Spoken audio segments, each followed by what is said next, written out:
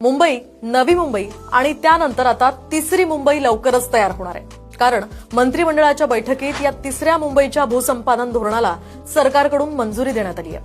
अटल सेतूच्या परिसरात ही तिसरी मुंबई तयार होतीये.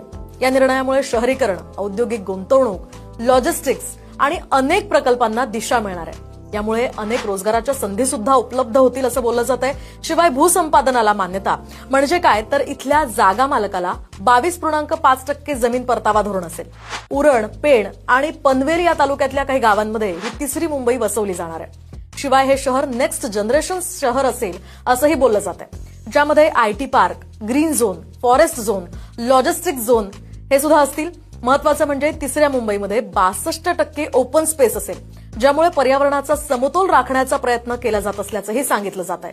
खरं तर मुंबईमध्ये दिवसेंदिवस प्रचंड गर्दी वाढतीये आणि काहीशी गर्दी यामुळे विस्तारित होईल असं सुद्धा बोललं जात आहे. मुंबईवरील भार कमी होईल आणि त्या उद्देशानं ही तिसरी मुंबई विकसित करण्याचा सरकारचा प्रयत्न आहे. त्यामुळे आता ही तिसरी मुंबई सर्वांसाठी कशी फायदेशीर ठरते ते येणारा काळच सांगेल. पण तुम्हाला या संदर्भात काय वाटतं ते कमेंट्समध्ये नक्की सांगा.